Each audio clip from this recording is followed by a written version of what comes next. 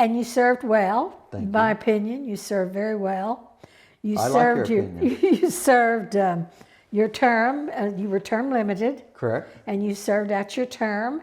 And then they saw fit to appoint you to a job that you're very well qualified for. Thank you. And tell us about that job or that position. Well, I don't know whether you call it a job or not, but I as tribal council,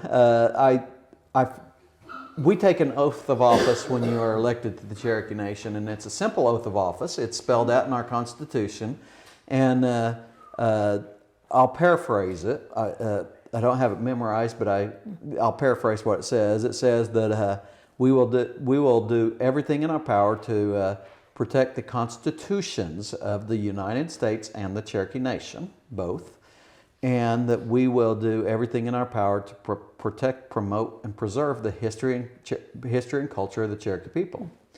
Well, that tells you that our founders and the writers of our Constitution, how important they thought the history was in order to make sure that we had a thriving future.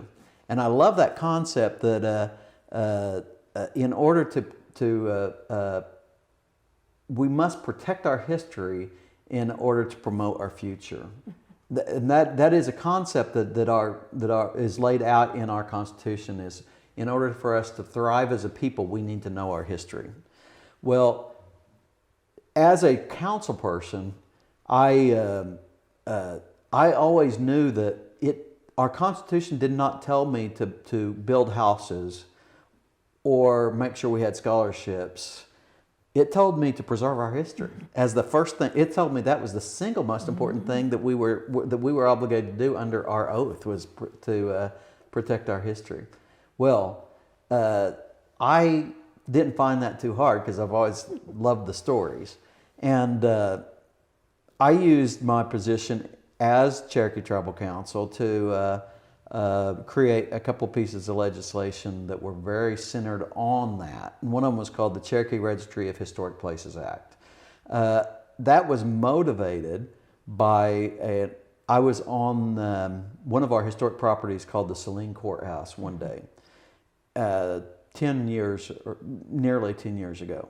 And a man came walking out of the woods, and he had pockets full of arrowheads. And he came walking up to me and he didn't know who I was. I didn't know who he was, but he came walking up to me and he started showing me all these arrowheads in his pocket. And he goes, "Would you look at all these arrowheads I found on the creek down here?" And I said, "Are you Cherokee?" And he said, "No, I'm not Cherokee." "Are you Native American at all?" "No, I'm not Native American."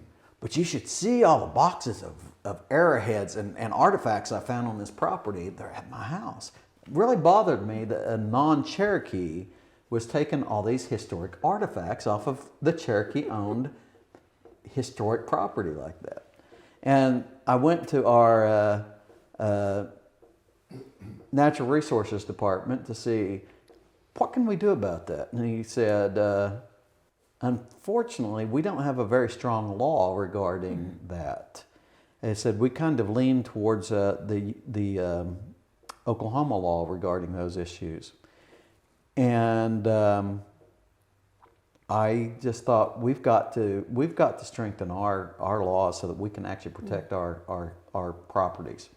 So crafted a piece of legislation called the Registry of Historic Places Act, and that has put together the legal tools that we need to protect our properties, and now it has also put together the financial tools that we need to protect our properties. That was part of my motivation. That was my passion legislation that I did while I was in council. And as proud as I am of everything I did on council, that's the thing that I think 100 years from now will matter the most, is did we protect our natural resources and our properties?